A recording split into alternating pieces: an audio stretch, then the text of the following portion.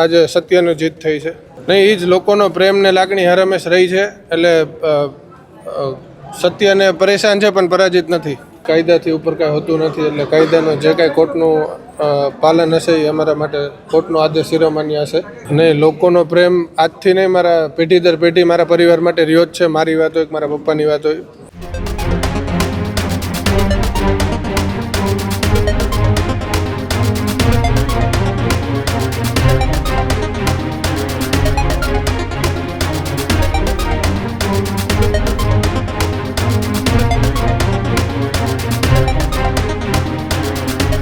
તો રીબડાથી મોટા સમાચાર સામે આવી રહ્યા છે કે જ્યાં અમિત ખૂંટ કેસમાં રાજદીપસિંહ રીબડાને મોટી રાહત મળી છે.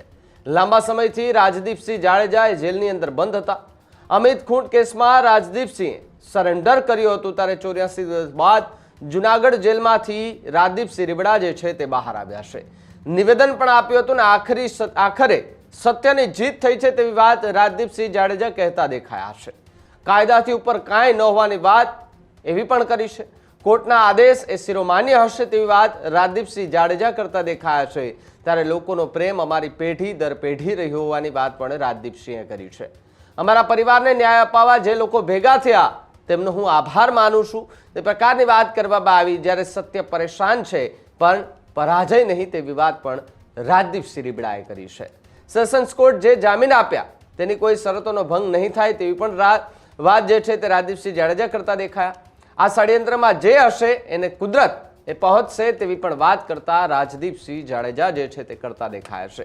84 દિવસથી આ મુદ્દો અને આ જેલમાં બંધ રાજદીપસિંહ જાડેજા કે જેમને કહી શકાય કે ભાઈ જામીન મળતા ઘરે પરત આવતા રીબડા ગામની અંદર દિવાળી જેવો માહોલ જોવા મળ્યો હતો.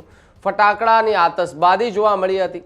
સાથે જ રાજદીપસિંહ જાડેજા છે એમનું ફુલાર પહેરાવીને સ્વાગત સન્માન કરવામાં આવ્યું. પરિવારજનો સાથે અનેક રીબડા ગામના લોકો જે છે તે પણ એમને સ્વાગત કાર્યક્રમમાં જોડાયા હતા. અને સાથે જ અમિત ખૂંટ આત્મહત્યા કેસ કે જેને લઈને અનેક ચર્ચાઓ અને અનેક નામો જે છે તે સામે આવી રહ્યા હતા, અનેક ચહેરાઓ સામે આવી રહ્યા હતા.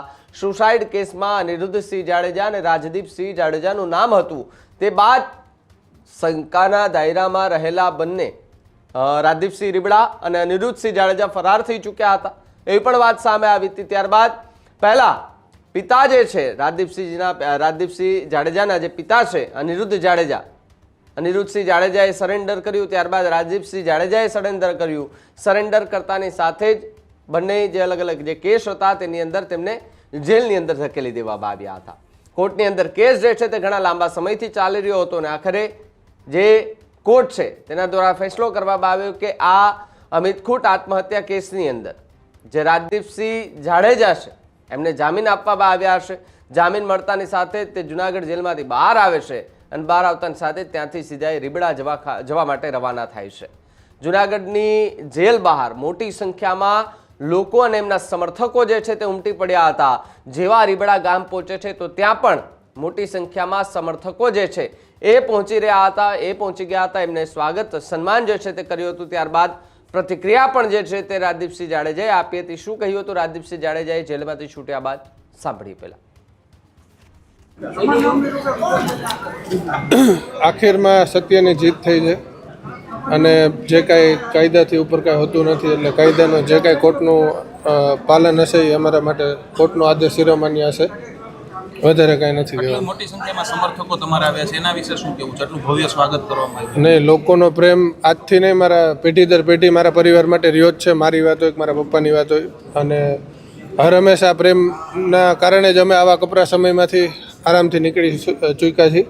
એટલે આ 72 દિવસમાં જે કાંઈ લોકોએ મારા માટે સ્વયંભૂ રીબડા, મારા પપ્પા માટે સ્વયંભૂ, મારા સમાજના અન્ય સમાજના 18 વર્ણના લોકો જે ગોંડલ તાલુકાના વેપારીઓ, ઉદ્યોગપતિ તમામ ભેગા થયા હતા સ્વયંભૂ અમને ન્યાય અપાવવા માટે. એ બધાને હું નતમસ્તક કરીને પ્રણામ કરું છું કે આપ સૌનો ખૂબ ખૂબ ધન્યવાદ કે આપના માટે થઈને આજે સત્યની જીત થઈ છે આપ લોકોના કારણે. તમારા પિતાજીની ગેરહાજરીમાં પણ રીબડામાં ખૂબ મોટું સંમેલન જેવું મળ્યું હતું, એમાં હજારો લોકો આવ્યા હતા, એ વિશે શું? નહીં, એ જ લોકોનો પ્રેમ ને લાગણી હર હંમેશ રહી છે. એટલે સત્યને પરેશાન છે પણ પરાજિત નથી.